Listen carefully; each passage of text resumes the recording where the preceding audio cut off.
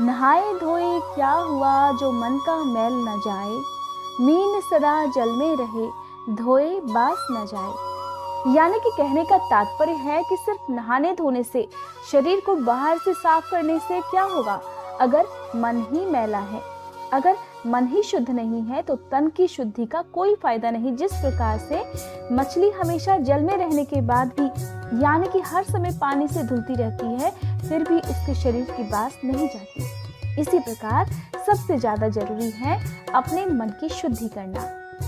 और भगवान श्री हरि की भक्ति तो केवल उनका स्मरण करने मात्र से ही हो सकती है।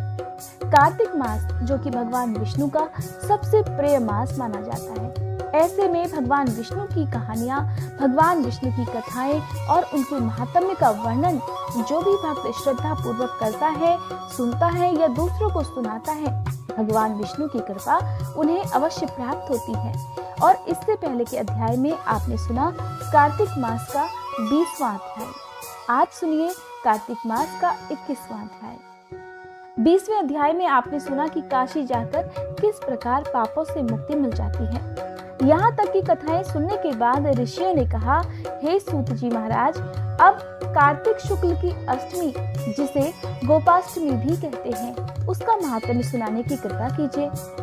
तब सूत जी महाराज कहने लगे, हे ऋषियों, बाल्यावस्था में भगवान कृष्ण ने कार्तिक शुक्ल अष्टमी से ही गायों को चरने हेतु जंगल में ले जाना प्रारंभ कर दिया था, इसीलिए इस अष्टमी को गोपाष्टमी कहते हैं। सब मनोकामनाओं की पूर्ति के लिए इस दिन गौ माता की पूजा करके उन्हें भरपेट चारा खिलाने के बाद फिर गायों के पीछे कुछ दूर तक चलना चाहिए। इस प्रकार भगवान कृष्ण की परम प्रिया श्री राधा जी के नाम से विख्यात राधा कुंड में स्नान करके जो भी व्यक्ति भगवान कृष्ण की पूजा करता है, उसके संपूर्ण पाप नष्ट हो जाते हैं। और जो निसंतान दंपति है, उन्हें भी राधा कुंड में स्नान करके संतान सुख की प्राप्ति होती है।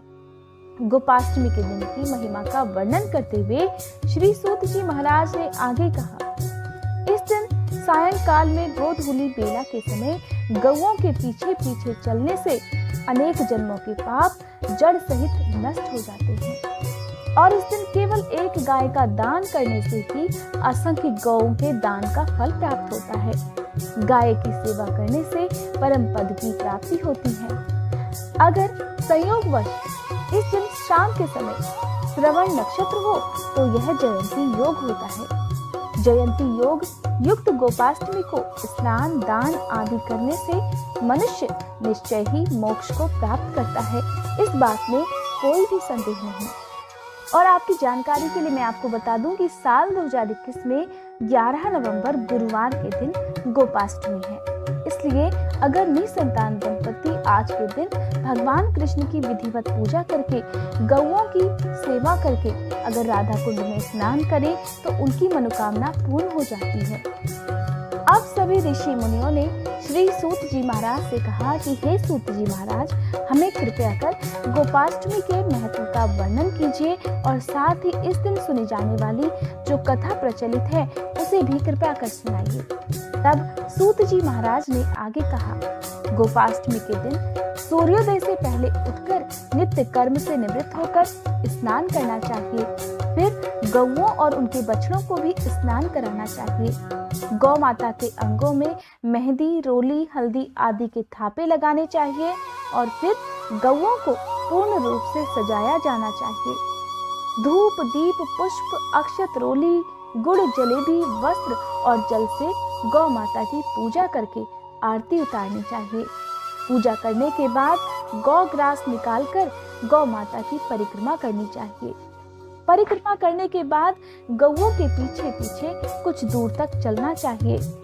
कहते हैं ऐसा करने से प्रगति के मार्ग आगे तक प्रशस्त हो जाते हैं।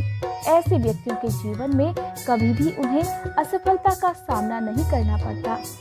साथ ही इस दिन ग्वालों को भी कुछ न कुछ उपहार देना चाहिए। आप अपनी सामर्थ्य के अनुसार जो भी संभव हो वह उपहार ग्वालों को दे सकते हैं। श्री सूत जी महाराज ने गोपाष्टमी की कथा सुनाते हुए सभी ऋषियों से कहा, भगवान कृष्ण जब छठे वर्ष की आयु में प्रवेश करते हैं तब एक दिन अपनी मैया यशोदा से कहते हैं, मैया अब हम तो बड़े हो गए हैं। मैया कहने लगी, अच्छा लल्ला, अब तुम बड़े हो गए हो तो बताओ हम क्या करें। कान्हा जी कहते हैं, अब हम बछड़े चराने नहीं जाएंगे, अब हम गौएं चराने जाएंगे। ये बात सुनकर मैया ने कहा, ठीक है, बाबा से पूछ लेना। मैया के इतना कहते ही कान्हा जी झट से नंद बाबा से पूछने के लिए पहुंच गए। अब बाबा ने उनकी बात सुनकर कहा, लाला तुम तो अभी बहुत छोटे हो, इसलिए अभी तुम केवल बछड़े ही चराने जाया करो। भगवान कृष्ण ने कहा, बाबा नहीं, अब हम बछड़े नहीं चराएंगे, मैं तो अब गाय ही चराऊंगा। इस प्रकार कान्हा जी नंद बाबा से जिद करने लगे। कान्हा जी जब नहीं माने तब नंद बाबा कहने लगे, ठीक है लल्ला, तुम एक काम करो, पंडित जी को बुला लाओ, वो गौचारण का मुहूर्त देखकर सही समय बता देंगे, उसके बाद से तुम गौवे चराने के लिए भी जाना। बाबा की बात सुनकर भगवान कृष्ण झट से पंडित जी के पास पहुंच गए और वहां पहुंचकर उनसे कहने लगे, पंडित जी आपको मेरे बाबा ने बुलाया है, गौचारण का मुहूर्त जो देखना है। एक काम कीजिए, आप ना आज का ही मुहूर्त बता देना और इसके बदले में मैं आपको बहुत सारा माखन दूंगा। कान्हा को डर था कि कहीं पंडित जी दूर का मुहूर्त ना निकाल दें और इससे कान्हा को तो गौवे चराने में बहुत विलंब हो जाता।